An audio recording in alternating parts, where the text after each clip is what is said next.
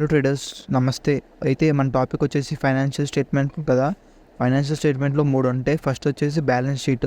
Balance sheet గురించి already previous వీడియోలో explain చేశాను. ఎవరైనా చూడకపోయింటే మన ఛానల్లోకి వెళ్ళండి. వీడియోస్లోకి వెళ్తే read balance sheet like a pro అని ఉంటుంది. ఈ వీడియోయే చాలా బాగా ఎక్స్ప్లెయిన్ చేశాను. ఫస్ట్ ఆ వీడియో చూడండి, అప్పుడు ఈ వీడియో చూడండి, బాగా అర్థమవుతుంది. అయితే తర్వాత వచ్చేసి ప్రాఫిట్ అండ్ లాస్ స్టేట్మెంట్, ఇంకోటి ఏమొచ్చి క్యాష్ ఫ్లో స్టేట్మెంట్. అయితే ఈ వీడియోలో మనం ఈ రెండింటి గురించి చూద్దాం. Video first balance sheet video చూడండి, అది చూసి అప్పుడు చూస్తే మీకు ఇంకా బాగా అర్థమవుతుంది. అయితే వీడియో నచ్చితే మీకు సబ్స్క్రైబ్ చేయండి, లైక్ చేయండి, అలాగే నోటిఫికేషన్ కూడా ఆన్లో పెట్టుకోండి. సరే, స్టార్ట్ చేద్దాం.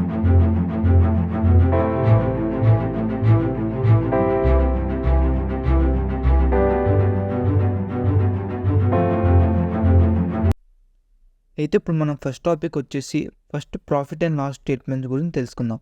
మనకి ప్రాఫిట్ అండ్ లాస్ స్టేట్మెంట్లో మనకి 2 ఉంటాయి. ఒకటి ఇన్కమ్, ఇంకోటి ఎక్స్పెన్సెస్. ఓకేనా. మనం ప్రాఫిట్ అండ్ లాస్ స్టేట్మెంట్లో ఏముంటాయి, టూ టైప్స్, 2 ఉంటాయి మనకి చూసుకోవాల్సింది. ఒకటి ఇన్కమ్ ఆర్ రెవెన్యూ, ఇంకోటి ఏమొచ్చి ఎక్స్పెన్సెస్. ఓకేనా. ఎక్స్పెన్సెస్ అంటే కంపెనీ ఖర్చులు, కంపెనీ ఎక్కడెక్కడ ఖర్చులు పెడుతుంది, ఇది దేంట్లో ఇన్వెస్ట్ చేస్తుంది, ఎక్స్పెన్సెస్ అన్నీ అందులోకి వెళ్తాయి అన్నమాట. ఓకేనా. కంపెనీ ఎక్కడైనా ఏదైనా కొనాలనుకున్నా, ఏదైనా ప్రాపర్టీ కొనాలనుకున్నా, కంపెనీ ఏదైనా లోన్ తీసుకున్నా, ఆ ఎక్స్పెన్సెస్ అన్నీ అలాగ అవుతాయి అన్నమాట. Income or revenue. Income or revenue అంటే కంపెనీకి డబ్బులు ఎంత వస్తున్నాయి, అది ఇన్కమ్ ఆర్ రెవెన్యూ ఉంటుంది అన్నమాట. ఓకేనా. ఇప్పుడు ఈ రెండిట్లో మనం ఎలా చదవాలో మనకు చెప్తాను చూడండి. అయితే మీరు ఫస్ట్ టాటా మోటార్స్లోకి వెళ్ళండి. అదే మీ Skinner.inలోకి వెళ్ళండి. స్క్రీనర్లోకి వెళ్ళాక ఏదో కంపెనీ చూసుకొని, అయితే నేను టాటా మోటార్స్ చూస్తున్నాను. అయితే మీరు ఇక్కడ చూసుకుంటే మనకి సేల్స్ ఉన్నాయి. Sales, expenses, operating profit, other income, ఈ interest, depreciation, profit before tax, net profit. ఓకేనా. ఇవి మాట. అయితే మీరు ఇక్కడ నెట్ ప్రాఫిట్ చూసుకోండి. మనకి నెట్ ప్రాఫిట్ అనేది ఇంపార్టెంట్. అయితే మీరు ఇక్కడ అంత బాగాలేదు, మీరు ఇంకా డీప్గా వెళ్ళండి. డీప్గా డాక్యుమెంట్ ఓపెన్ చేయండి. డాక్యుమెంట్ ఓపెన్ చేస్తే ఇక్కడ మీకు కనబడుతుంది చూసారా, statement of consolidated audited financial results for the quarter and year ended March 31 అని. ఇది టాటా మోటార్స్దే. అయితే ఇక్కడ మీరు చూసుకుంటే ఫస్ట్ ఇక్కడ రెవెన్యూ ఫ్రమ్ ఆపరేషన్స్. ఓకేనా. ఈ రెవెన్యూ ఫ్రమ్ ఆపరేషన్స్లో ఒకటి రెవెన్యూ, ఇంకోటి other operating revenues. First revenue అంటే తెలుసు కదా, ఒక కంపెనీ ఒక మనీ వచ్చేది, కంపెనీ అసలు మెయిన్ రెవెన్యూ మాట అది. ఇంకోటి అదర్ ఆపరేటింగ్ రెవెన్యూస్. ఇది అదర్ ఆపరేటింగ్ రెవెన్యూస్ అంటే సపోజ్ ఇప్పుడు కంపెనీ ఏదైనా వేర్ హౌస్ కానీ ఎవరికైనా రెంట్కి ఇచ్చిన, ఎవరికైనా లీజ్కి ఇచ్చిన, ఏదైనా కంపెనీ సంబంధించిన ల్యాండ్ కానీ, అది అదర్ ఆపరేటింగ్ రెవెన్యూస్ అంటారు. ఇది నార్మల్ రెవెన్యూ. ఈ మెయిన్ ఆపరేషన్ నుంచి వచ్చేది రెవెన్యూ అన్నమాట. అంటే మెయిన్ కంపెనీ, సపోజ్ ఒక కంపెనీ ఉంది, దాని మెయిన్ ఆపరేషన్ వచ్చేది పెన్స్ తయారు చేయడం అనుకోండి, అది రెవెన్యూలోకి వెళ్తుంది అన్నమాట. ఓకేనా. మెయిన్ రెవెన్యూ అది. ఓకేనా. ఇది రెవెన్యూ. ఇది టోటల్ రెవెన్యూ. టోటల్ రెవెన్యూ అంటే ఈ రెండు A+B కలిపితే టోటల్ రెవెన్యూ. ఓకేనా. ఓకే, మీరు చూసారు కదా, ఇది total revenue plus other income. Total income వచ్చేసి మనకి కంపెనీది ఇది. ఓకేనా. ఇది టోటల్ ఇన్కమ్ అన్నమాట. ఫస్ట్ మనకి రెవెన్యూ, అదే ఇన్కమ్ ఆర్ రెవెన్యూ, ఇంకోటి ఏంటి చెప్పిన ఎక్స్పెన్సెస్ కదా ప్రాఫిట్ అండ్ లాస్ స్టేట్మెంట్లో. అయితే ఫస్ట్ మనం చూసేది ఏంటి, మనం ఇన్కమ్ గురించి చూసాం. ఇన్కమ్లో revenue, other operating revenues, other income, total కలిపి టోటల్ ఇన్కమ్ అన్నమాట. ఇది మనకు టోటల్ ఇన్కమ్. ఇది మనకి last financial year total income ఇది. ఓకేనా. నెక్స్ట్ వచ్చేది మనకి ఎక్స్పెన్సెస్.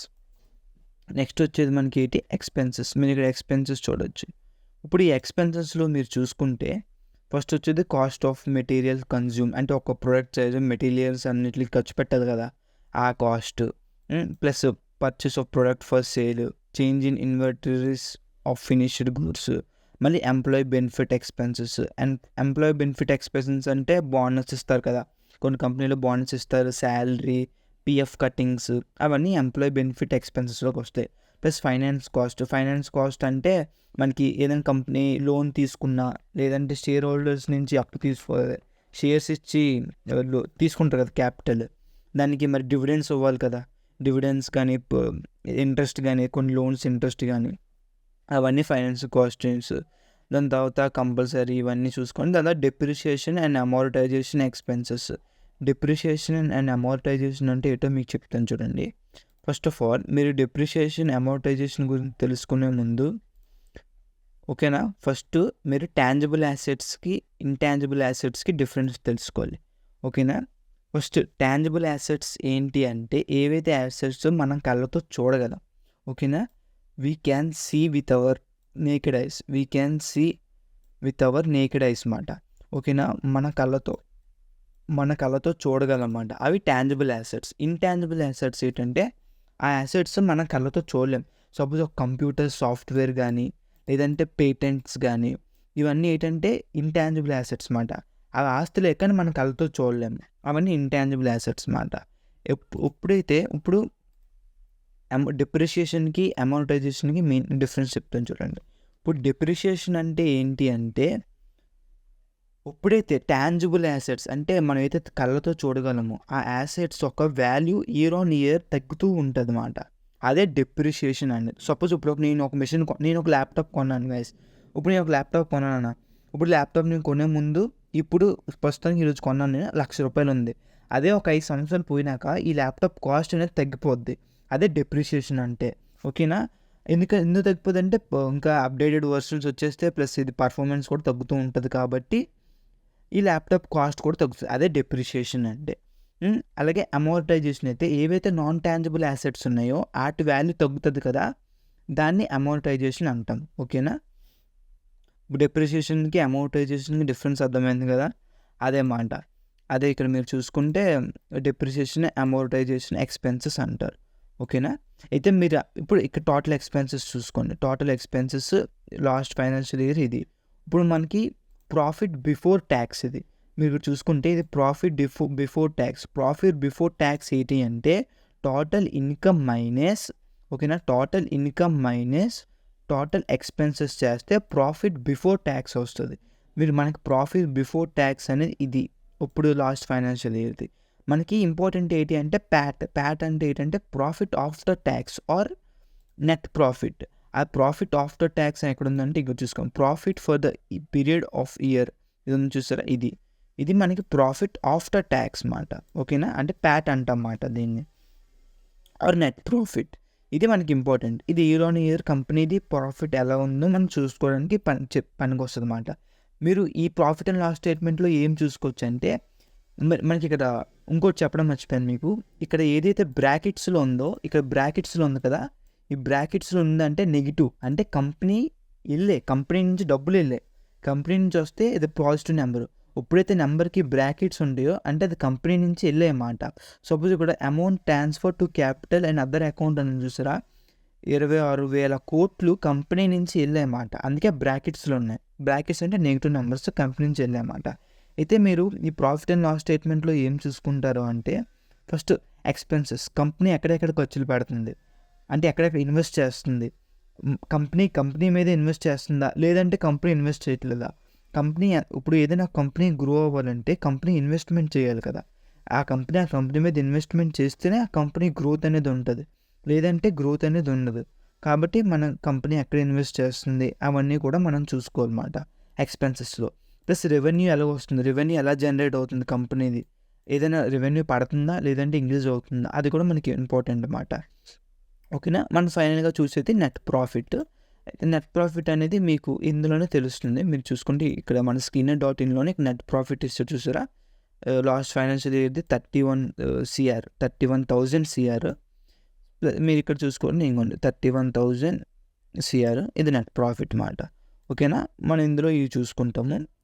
ఇప్పుడు మనకి తర్వాత వచ్చేది ఏంటి, మీకు అర్థమైంది కదా ప్రాఫిట్ అండ్ లాస్ స్టేట్మెంట్. మన బ్యాలెన్స్ షీట్ అయిపోయింది, ప్రాఫిట్ అండ్ లాస్ స్టేట్మెంట్ కూడా అయిపోయింది. ప్రాఫిట్ అండ్ లాస్ స్టేట్మెంట్లో ఏమేమి ఉంటాయి, 2 ఉంటాయి. ఒకటి ఇన్కమ్ ఆర్ రెవెన్యూ, ఆర్ ఇంకోటి ఏంటి ఎక్స్పెన్సెస్. మనం ఈ రెండు కంపేర్ చేసుకొని నెట్ ప్రాఫిట్ చూసుకుంటాం అన్నమాట.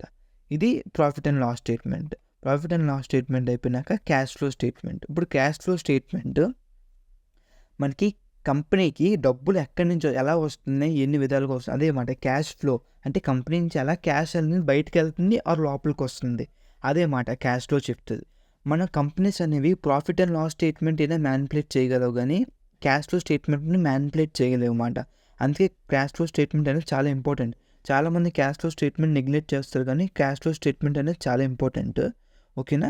అయితే ఇప్పుడు మనం క్యాష్ ఫ్లో స్టేట్మెంట్కి వెళ్దాం. క్యాష్ ఫ్లో స్టేట్మెంట్ అనేది మన కంపెనీ డబ్బులు ఎలా వస్తున్నాయి ఎలా వెళ్తున్నాయి అని చెప్తుంది. మన క్యాష్ ఫ్లో స్టేట్మెంట్లో కంపెనీ క్యాష్ ఫ్లో అనేది 3 విధాలుగా వస్తుంది. ఒకటి ఆపరేటింగ్ యాక్టివిటీస్, ఇంకోటి ఇన్వెస్టింగ్ యాక్టివిటీస్, ఇంకోటి ఫైనాన్షియల్ యాక్టివిటీస్ మాట. ఓకేనా. ఫస్ట్ వన్ ఏంటి ఆపరేటింగ్ యాక్టివిటీస్, సెకండ్ వన్ ఏమొచ్చి ఇన్వెస్టింగ్ యాక్టివిటీస్, థర్డ్ వన్ ఏమొచ్చి ఫైనాన్షియల్ యాక్టివిటీస్. అయితే మీరు చూసుకుంటే మనం ఇందులోకి వెళ్తే కన్సాలిడేటెడ్, ఓకే, ఇక్కడ మీరు చూసుకుంటే consolidated statement, cash flow statement చూసుకుంటే first cash flow from operating activities, దీని తర్వాత cash flow from operating activities, దీని తర్వాత cash flow from investing activities, cash flow from financing activities మాట. ఇప్పుడు మనకి క్యాష్ ఫ్లోలో ఈ 3 ఉంటాయి. ఈ 3 కూడా మనకి ఇంపార్టెంట్. ఫస్ట్ వన్ వచ్చేసి cash flow from operating activities. Cash flow from operating activities అంటే ఏంటి అంటే కంపెనీ యొక్క కోర్ ఆపరేషన్ ఉంటుంది చూసారా, కంపెనీ ఒక మెయిన్ యాక్టివిటీ, ఆ యాక్టివిటీ నుంచి క్యాష్ ఫ్లో అనేది ఎలా వస్తుందో మనం చూసుకోవాలి. ఇందులో కూడా అంతే సేమ్, బ్రాకెట్స్ ఉంటే నెగిటివ్ అంటే కంపెనీ నుంచి బయటకు వెళ్తుంది. ఓకేనా.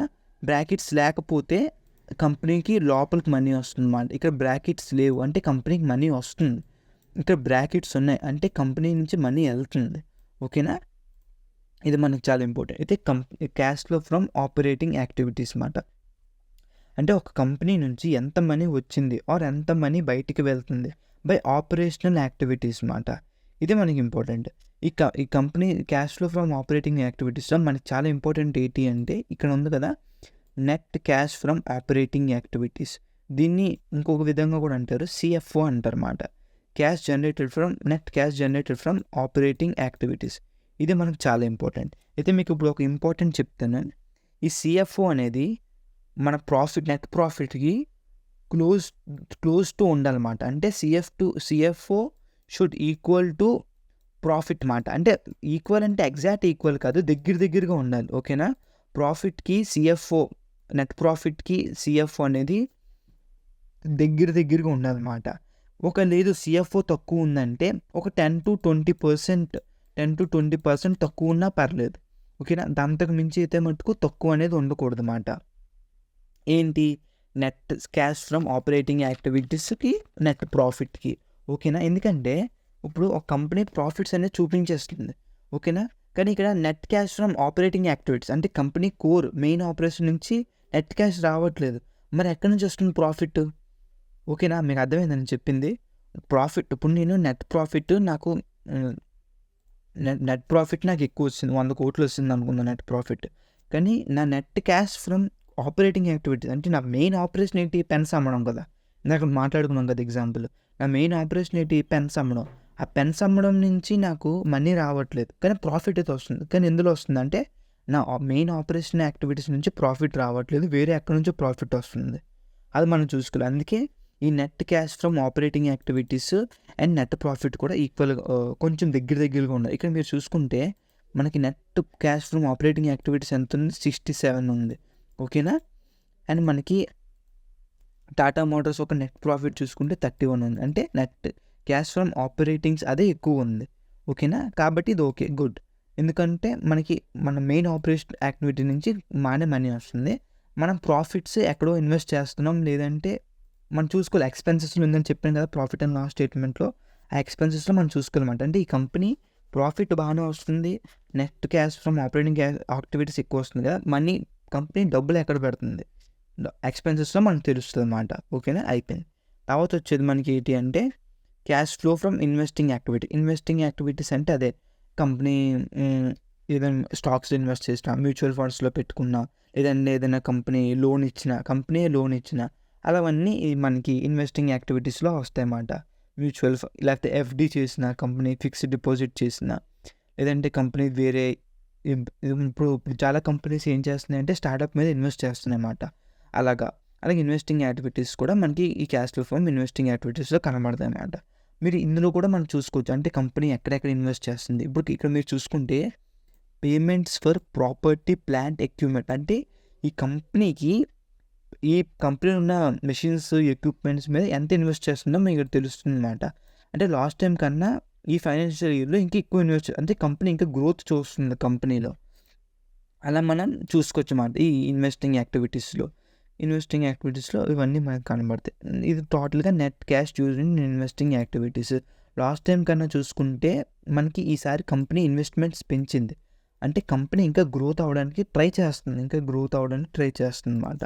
ఓకేనా, అయిపోయింది. దీని తర్వాత cash flow from financing activities. ఈ cash flow from financing activities అంటే ఇది ఏం చెప్తుందంటే ఒక కంపెనీ నడిపించడానికి మనీ ఎక్కడి నుంచో వస్తుంది. ఓకేనా, ఇప్పుడు ఆ కంపెనీ నడిపించడానికి మనీ ఎక్కడి నుంచి వస్తుంది? ఒకటి స్టేక్ హోల్డర్స్ నుంచి మనకి కంపెనీ షేర్ ఇచ్చి మనం క్యాపిటల్ అని తెచ్చుకుంటాం, లేదంటే బ్యాంక్లోకి వెళ్ళి లోన్ తెచ్చుకుంటాం, అలా అన్నీ ఉంటాయి కదా. అలాగా మనకి cash flow from financing activities తెలుస్తుంది అన్నమాట ఈ క్యాష్ ఫ్లోలో. ఇక మీరు చూసుకుంటే cash and cash equivalent as is March 31 closing balance వచ్చేది ఎంత? ఇది లాస్ట్ ఇయర్. అంటే కొంచెం కంపెనీ అనేది మనీ అనేది ఇక్కడ చూసుకుంటే net cash used in financing activities last time కన్నా ఈసారి మనకు పెరిగిందన్నమాట. అంటే కంపెనీ అనేది ఎక్కడెక్కడ ఇస్తుంది, డివిడెండ్స్ ఇస్తుంది, ఇంకొక డివిడెండ్ పేడ్ ఇస్తుంది, మళ్ళీనేమొచ్చి మనకి repayment of for short term borrowings, proceed for short term borrowings, payment for option settlement of long term borrowings. అంటే కంపెనీ అనేది ఎక్కడెక్కడ డబ్బులు ఇస్తుంది, ఓకేనా, అవన్నీ మనం చూసుకోవాలన్నమాట. ఫైనాన్సింగ్ యాక్టివిటీస్, లోన్ తీసుకున్న ఇంట్రెస్ట్ కట్టడం, అవన్నీ మాట ఇందులో ఉంటాయి. ఓకేనా గైస్, ఇప్పుడు మీకు అర్థమైంది కదా. క్యాష్ ఫ్లో స్టేట్మెంట్లో 3 టైప్స్ ఉంటాయి. ఒకటి ఆపరేటింగ్ యాక్టివిటీస్, ఇంకోటి ఇన్వెస్టింగ్ యాక్టివిటీస్, ఇంకోటి ఫైనాన్షియల్ యాక్టివిటీస్. 3 అర్థమైంది కదా. మనకి ఇది కూడా చెప్పాను, cash generated from operational activities should greater than or equal to net profit. ఒకవేళ CFO తక్కువ ఉన్నా it should be less than 10 to 20% of the net profit తక్కువ ఉంటే ఓకే, యాక్సెప్టబుల్ మాట. ఓకేనా, దీని తర్వాత ఇప్పుడు మనకు అర్థమైంది కదా గైస్. మనకి ఇప్పుడు ఏటో మనం ప్రాఫిట్ బ్యాలెన్స్ షీట్ చదవడం నేర్చుకున్నాం, ప్రాఫిట్ అండ్ లాస్ స్టేట్మెంట్ ఎలా చదవడం నేర్చుకున్నాం, దీని తర్వాత క్యాష్ ఫ్లో స్టేట్మెంట్ కూడా నేర్చుకున్నాం. మీరు క్లాస్లో ఇందులోకి వెళ్తే ఇంకా ఈజీగా ఉంటుంది మీకు. ఆపరేటింగ్ యాక్టివిటీస్లో క్యాష్ ఫ్లో ఇది, ఇన్వెస్టింగ్ యాక్టివిటీస్లో క్యాష్ ఫ్లో ఇది. మీరు చూసుకుంటే క్యాష్ ఫ్లో ఫైనాన్సింగ్ యాక్టివిటీ ఇక్కడ మీకు ఇంకా ఈజీగా ఉంది. ఇక్కడ నెట్ క్యాష్ ఫ్లో ఇస్తాడు. ఓకేనా, మీకు స్క్రీనర్లో అయితే ఇంకా ఈజీగా ఉంది. అదే గైస్ మనకి బ్యాలెన్స్ షీట్ గురించి అయిపోయింది, ప్రాఫిట్ అండ్ లాస్ స్టేట్మెంట్ గురించి అయిపోయింది, క్యాష్ ఫ్లో స్టేట్మెంట్ గురించి అయిపోయింది. అంటే ఈ వీడియోతో మనకి 3 ఫైనాన్షియల్ స్టేట్మెంట్ గురించి అయిపోయింది. అంటే ఫండమెంటల్ అనాలిసిస్లో సగం పార్ట్ అయిపోయింది మనకి. ఓకేనా, సగం ఏంటి 80% అయితే అయిపోయింది. కొన్ని మన రేషియోస్ అవన్నీ ఆల్రెడీ చెప్పాను కదా. ఇంకొంచెం ఏంటంటే మనం బుర్ర ఉపయోగించుకుంటే మొత్తం 100% కూడా అయిపోయినట్లే ఫండమెంటల్ అనాలిసిస్లో. ఓకేనా గైస్, వీడియో మీకు నచ్చినట్లయితే ప్లీజ్ లైక్ చేయండి, షేర్ చేయండి, కమెంట్ చేయండి. మీకు ఏమైనా డౌట్స్ ఉంటే నాకు కామెంట్ చేయండి, లేదంటే ఇన్స్టాలో మెసేజ్ చేయండి, నేను రిప్లై ఇస్తాను. Guys, thank you so much.